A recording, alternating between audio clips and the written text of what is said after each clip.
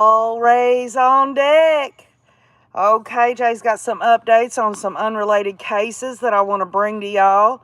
As many of you know, Timothy Ferriter has put in this thing where he wants to be released until his sentencing. That's November the 16th, when he will be sentenced for aggravated child abuse. I thought that we would get that ruling on Friday, but we got it today. Hello, Maryland Pastor. So for those that are interested, I have the legal documents and the judge's ruling on that motion so that Timothy Ferriter can spend another couple of weeks free from everything until he has to be sentenced. We have no idea what he is going to be sentenced, what amount of time he's going to be sentenced. But I say between the 4 and 6 year mark, and I do believe in this judgment by the judge that decided whether he would get out or not. Some of you already know, but I'm going to read the legal documents here. That there's a few clues in there, y'all. So let me get right on it. Then we're going to get to the prosecutor in the Kouri Richins trial has filed a motion. The motion is to compel Kouri Richins for good cause disclosures. And I'll explain as we go, but I think y'all know these all rays on deck are just out of nowhere, so we'll just take it like it goes. All right, so here we go. This is the order from the judge for Timothy Ferriter, who has decided to deny old Timmy boy a few weeks of freedom before he gets sentenced for aggravated child abuse. As many of you know, Timothy Ferriter built an 8x8 box in his garage and put his child in there.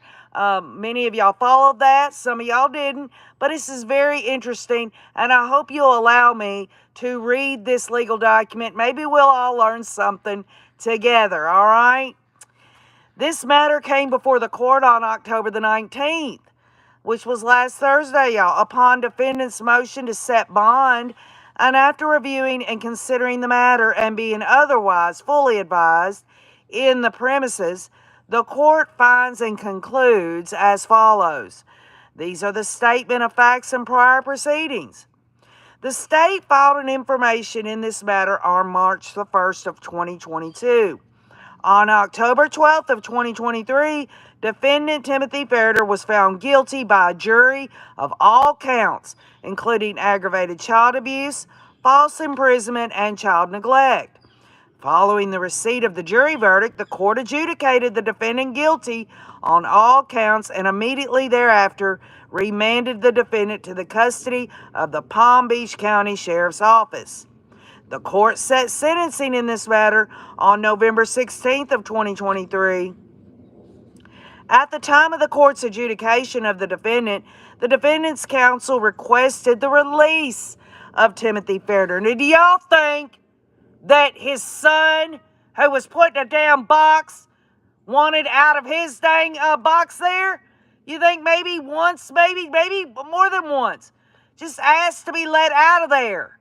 It's pathetic. These people do this shit, then they expect to be able to get some privileges after they've been convicted.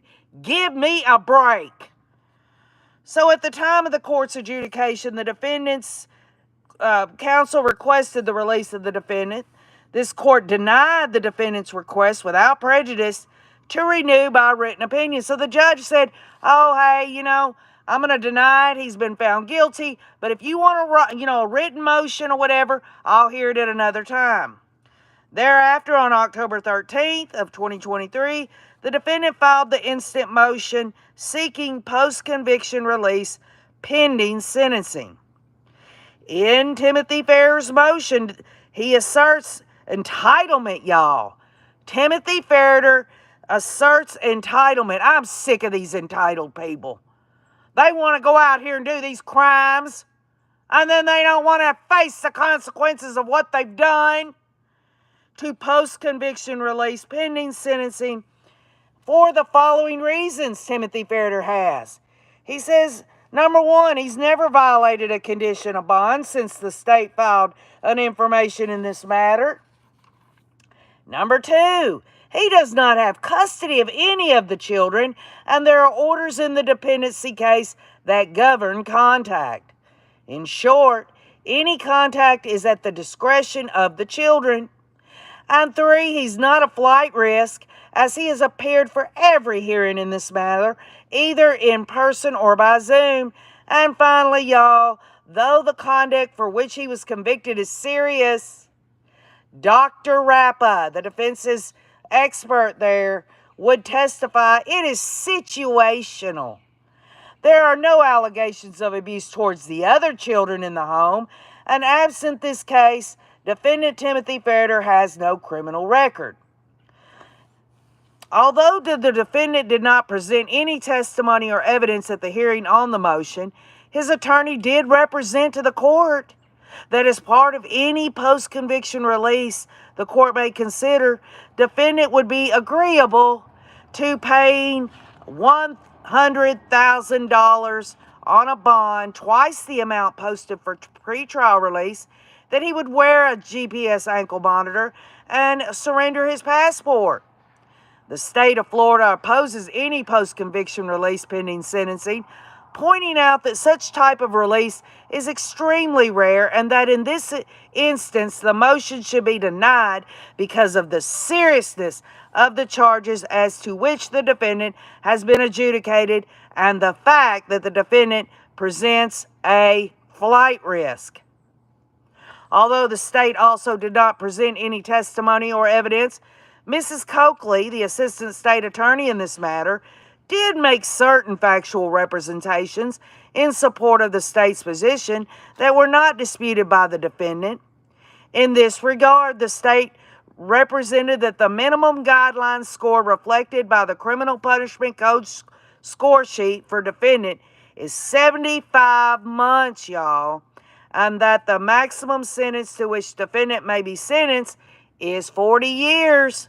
The state asserts that the severity of this penalty makes the defendant a flight risk. So if you take 12, put it into 75, 12 times 6 is, that's 72. So 6 years right there, y'all. That's the minimum.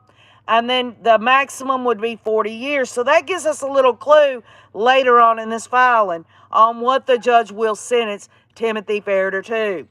The state also represented to the court that during the pendency of these proceedings, the defendant sold his home in Jupiter, Florida, and thus no longer owns property in the county. This fact was confirmed by defendant's counsel during the hearing, and Mrs. Coakley further represented to the court that the defendant lived in Spain with his family for a while and has friends throughout the world, one of whom is from Australia, and testified on the defendant's behalf. The state also represented to the court that any financial risk to the defendant by being required to post a substantial bond was offset significantly by the fact that the defendant was not posting the bond himself, but rather was having someone else post the bond. And so the judge goes into the governing legal standards. I will not get into that. It's just a whole bunch of legal law that he's got to put in the legal document, y'all. So we'll get to it. We'll get down to the next one on the analysis and conclusions of the law on this judge's decision not to allow Timothy Ferriter to go out for a few weeks, could be a flight risk and all this other stuff. As noted above, post-trial release at this stage in the proceedings is governed under Florida Rule of Criminal Procedure. Importantly, the court's exercise of discretion is not unlimited and must be exercised within guidelines established by case law and adopted by court rule. With respect to the defendant's motion, a determination to be made is whether the court is persuaded that the defendant is not a flight risk. In this regard, the defendant concedes that he bears the burden of demonstrating evidence sufficient to support the defendant's post-conviction release pending sentencing. And so they're saying there that, and really ultimately what this all has come down to when it was all first put in the judge's face on him getting out before sentencing. You had the state and the defense. Neither one really gave too much evidence, just iterations of what they thought about the situation. There was no evidentiary stuff ever turned over for this judge to make a good, solid evidentiary, ruling on this whole thing. The court notes that the defendant failed to submit any testimony, documents, or other evidence during the hearing, but rather relied on representations and conclusions of their counsel to provide the court with facts defendant believes is sufficient to establish that the defendant is not a flight risk. Similarly, the state also failed to present any testimony or other evidence, but again, related to the court, facts that the state believes demonstrate the defendant is a flight risk. Ordinarily, where the court is required to make factual findings and there is no testimony or evidence presented by the party that bears the burden, such relief would be denied forthwith for want of sufficient evidence to enable the court to make a reasoned determination that the moving party is entitled to the relief requested. Here, given the issues presented, the court has nonetheless endeavored to give consideration to the matter as best as it can, limiting its consideration to those facts that appear undisputed or as to which the court can take judicial notice from the court file in this matter.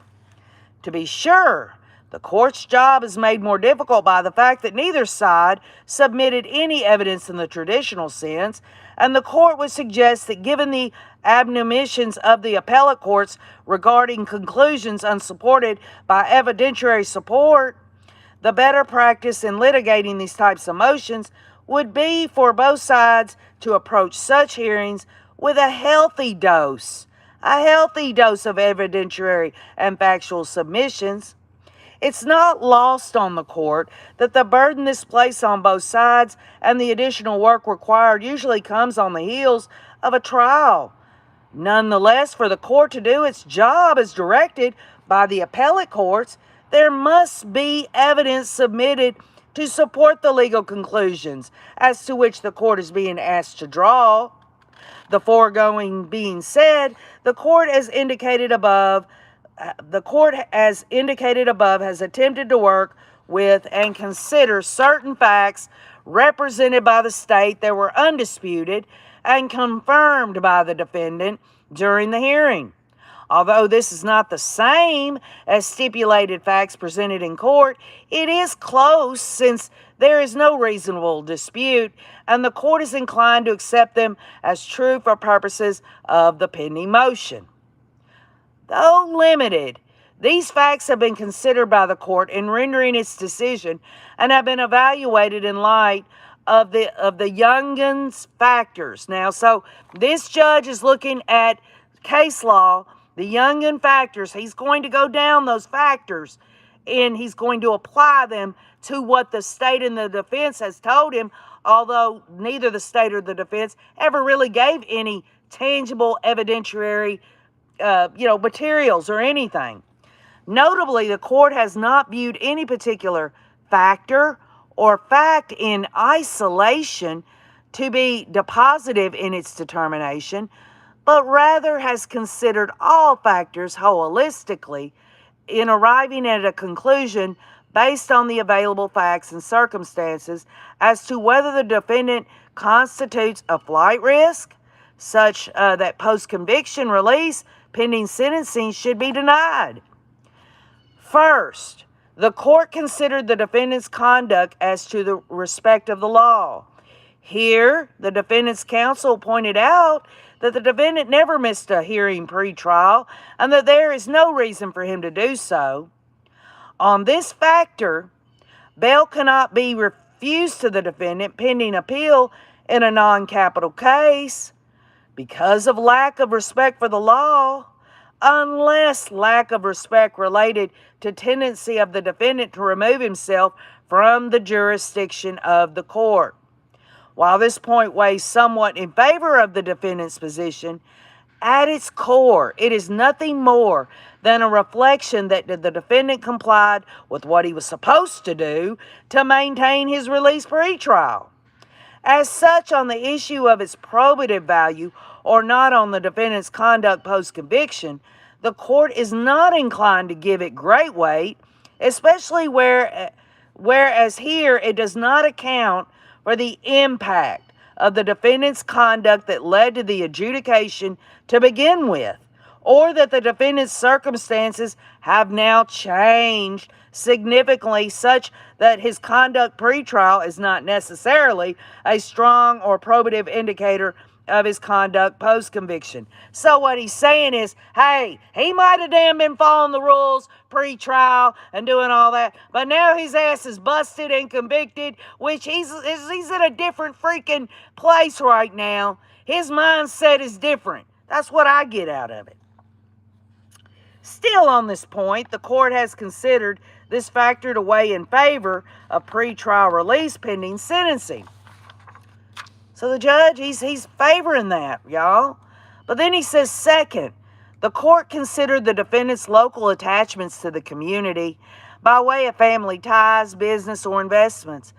Again, there was no significant evidence presented by the defendant demonstrating any long-term connection to the community or business or professional attachments that would ordinarily serve as a significant anchor to the community, militating against a flight from jurisdiction. In other words, hey, if he had all these ties, that might be a mitigating factor there that might make it look like he would be willing to stay. To the contrary, it was raised by the state, undisputed by the defendant, that since the commencement of these proceedings, the defendant has in fact sold the home in which the abuse occurred.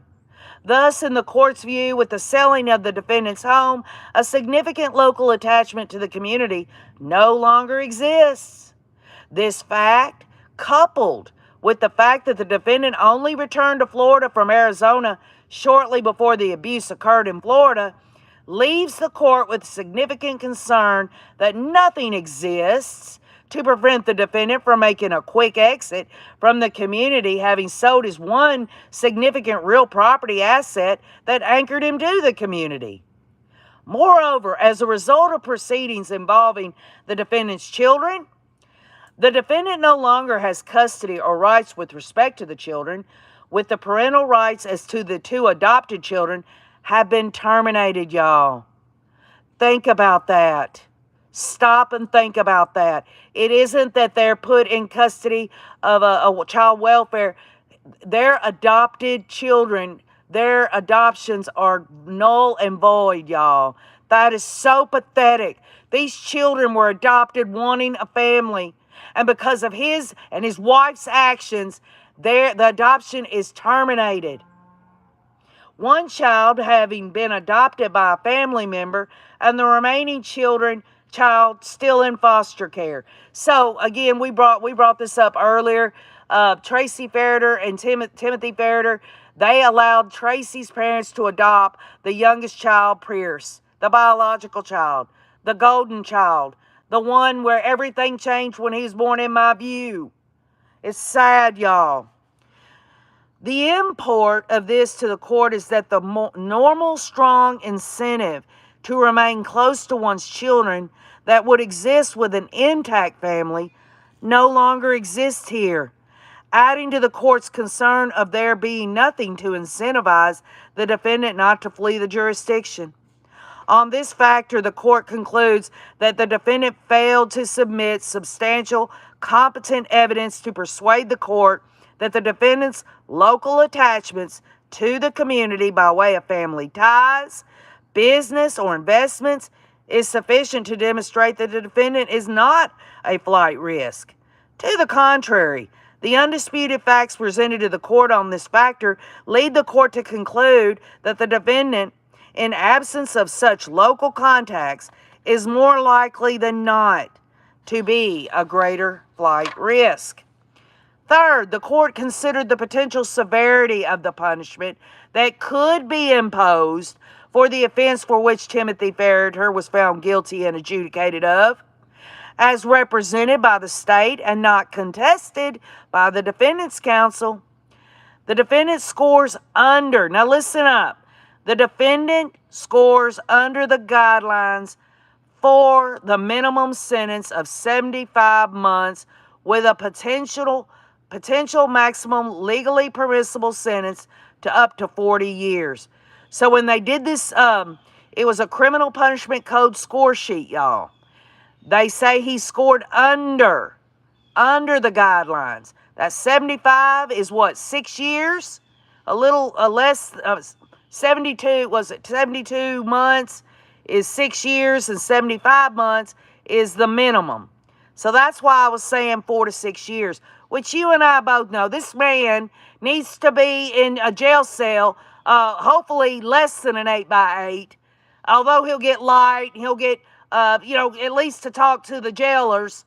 There'll be a constant temperature in there. He won't have the control of any air conditioning unit. But the bottom line is he deserves at least as much time as he put Roden in the box, right?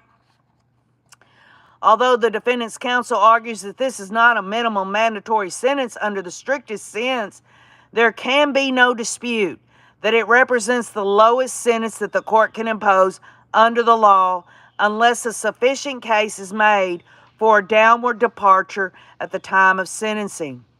To be clear, at this stage, defendant has not provided any evidence demonstrating any entitlement to a downward departure. So the judge makes it clear in terms of sentencing, which is coming up on the 16th. They still haven't, he hasn't seen anything, no evidence yet. Now, what the defense might do, they might turn in some stuff and have witnesses come in to say Timothy Ferriter's a great old guy and all that shit. But the bottom line is the judge at this point, at this stage, sees nothing where he would get less than 75 months. Defendant has not provided this evidence and give the guideline scores and potential maximum of 40 years. The court concludes that the risk of substantial and severe sentence poses a powerful incentive for the defendant to flee the jurisdiction and represents a substantial change in circumstances the defendant faced pre-trial versus the circumstances in reality he now faces post-conviction and adjudication. On this factor, the court concludes that the facts and circumstances weigh strongly against release post-conviction pending sentence. 4, the court considered any other circumstances relevant to the question of whether Timothy Ferriter would be tempted to remove himself from the jurisdiction of the court. In this regard, the court notes that the defendant's counsel suggested that a bond of $100,000, a surrender of his passport, and the wearing of an ankle bracelet would adequately guard against any risk of flight by the defendant from the jurisdiction. While these points may support an argument that risk of flight is lessened, they do not, in the court's view, reduce the risk of flight to an acceptable level of risk given the defendant's current legal posture in this matter and the other facts and circumstances attendant into this matter. Defendant has shown y'all the ability to raise substantial amounts in having bond posted pre-trial and has made arrangements apparently for a bond to be posted of $100,000 by someone else if the court permits post-conviction release. While as noted by the state, this creates a concern that the defendant is not personally undertaking any financial risk by posting bond. The larger concern for the court is the fact that the defendant apparently has individuals able to provide significant financial support that, in the court's view, could also be resorted to as a means of supporting for an exit out of the jurisdiction. Further, the defendant has lived in other states and other countries, including specifically Arizona and Spain. This demonstrates to the court that the defendant is an experienced traveler, both domestically and internationally, which again drives the court's concerns regarding risk of fleeing. Finally, it also bears mentioning again that the court is hampered somewhat by the defendant's failure to provide any competent, substantial evidence sufficient to allay the court's concerns raised by the evidence and undisputed facts that are available to the court. Based on the court's consideration of the above factors and in evaluating the facts, which are essentially undisputed, the court concludes that the defendant has failed to provide competent, substantial evidence demonstrating his entitlement to post-conviction release pending sentencing. And then finally, y'all, it says, in addressing each of these factors set forth above, the court has given detailed and thoughtful consideration to the available facts, limited as they may be. However, as the burden lies with the defendant in establishing an evidentiary basis for granting the relief sought in the motion, at the end of the day, any deficiency in or lack of sufficiency of evidence must be borne by him. Based on the above, it is thereby ordered and adjudged as followed. Defendant's motion to set bond seeking post-conviction release pending sentencing is denied. And Timothy Ferriter doesn't get another couple of weeks before his sentencing to do whatever he's going to do. He sure as hell ain't going to flee the jurisdiction, and he's not going to get his favorite hair gel in jail. Okay? He's just not. He's not. Was it no hair gel in jail? No hair gel in jail. Say that 5 times in a row. It'll twist your tongue. Anyway, so that's that. That was the news today on Timothy Ferriter. Tracy Ferriter, she might as well take a good hard look at what's going on with her damn messed up husband, because she's a messed up woman herself. She's going down. There's a possibility she will plead this out and get less than him, but I guarantee you this as I look at you. Tracy Ferriter will see jail time. Maybe not as much as Timothy Ferriter, but her ass is going down too. Now, as we are all raised on deck, let's get to something else very quickly. I want to keep y'all, I'm not going to bring up other cases without giving updates. I'm just not going to do it. It just doesn't seem right. I've got to be able to get this and be seamless about it. So here we go, y'all. The motion to compel good cause disclosures by the prosecutors in the Kouri Richins trial. This is tied to her walk the dog letter. They found it in her cell. We're going to go through some of this, and you're going to find out that she has shit in her own shoe, and now she's going to have to put her foot inside the shoe where the doo-doo is, and it's going to squish between her toes because Kouri Richins is a dumbass, okay? Here we go. Not only that, but she murdered her husband, in my opinion. So the state there in... from Margaret H. Olson and Patricia Cassell and Brad Bloodsworth, the prosecutor Joseph Hill of the 3rd Judicial District Court, state of Utah here. The state of Utah respectfully moves the court to compel the defense to produce to the prosecution approximately 60 handwritten pages of paper referred to by the defendant as a fictional manuscript.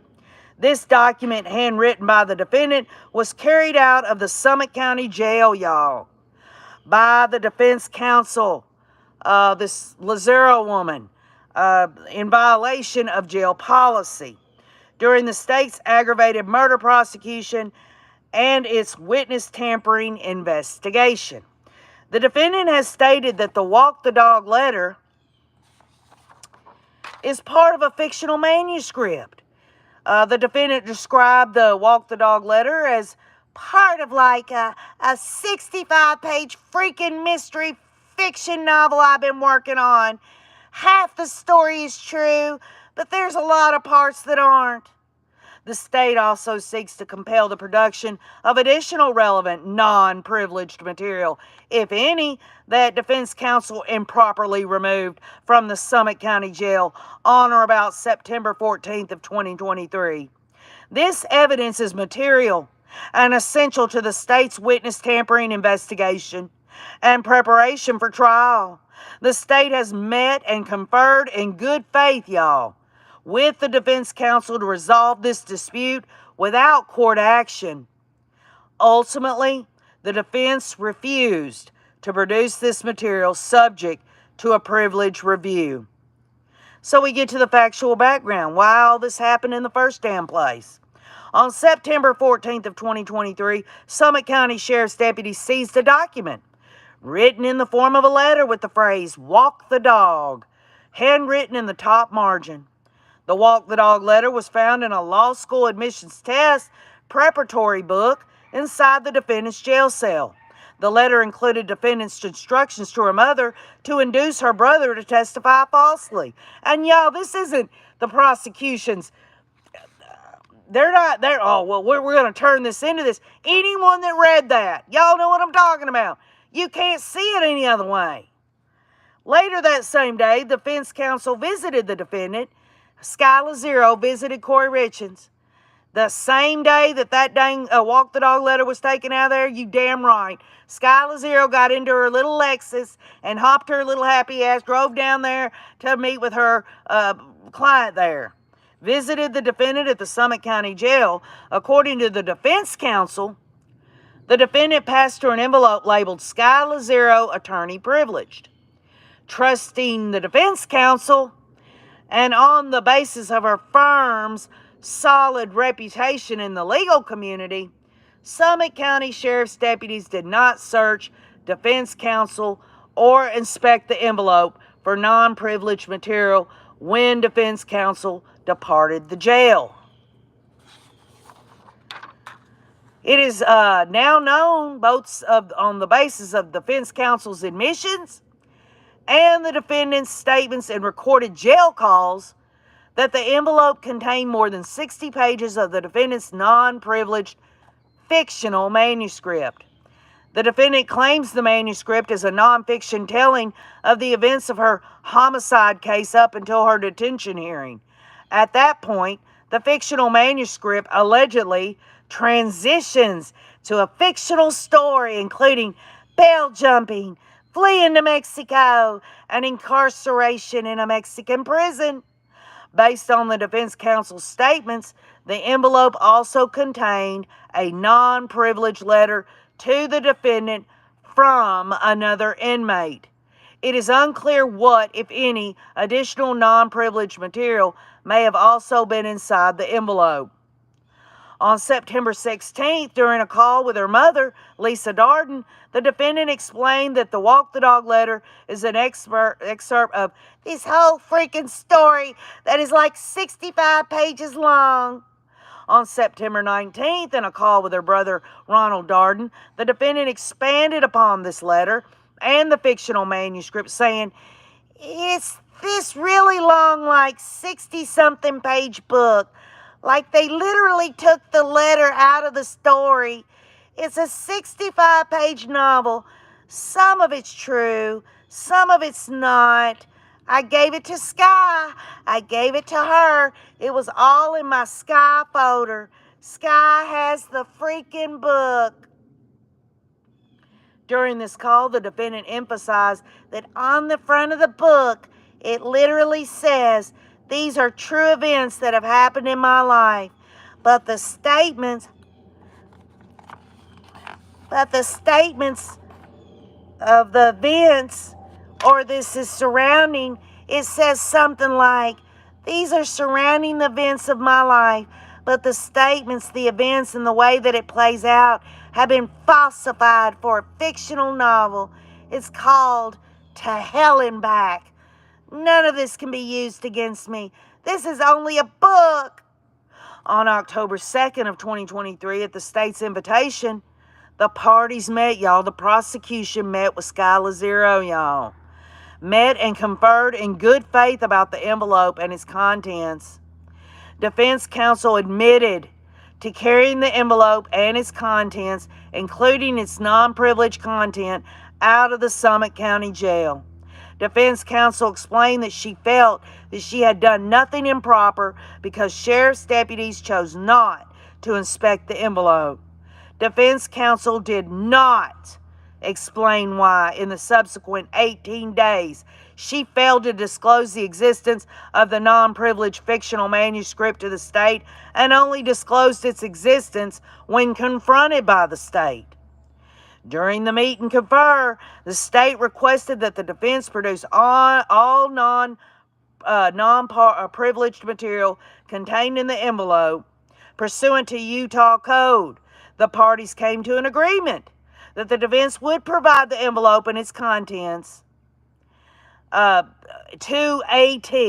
AT is an attorney selected by the defense and already retained by the prosecution to review and redact certain discovery materials, such as the defendant's electronics, for attorney-client privilege material. So at this meeting, the prosecutor and Sky Lazaro, Kouri Richins' attorney, they got together, and the defense attorney, she said, okay, I'll release it. I'll release it to that person because y'all are having this investigation that Kouri Richins is witness tampering, and this AT, which is an attorney that was selected by the defense but was retained by the prosecution, which that makes it fair, would go over it, look through it, and if there's any attorney-client privilege stuff in it, this neutral attorney, supposedly, is supposed to take all that out and give the rest to the state. That was a deal. It was an undeal. The parties further agreed that if the taint attorney determined that the 60-page fictional manuscript was not privileged, the defense would provide it to the state.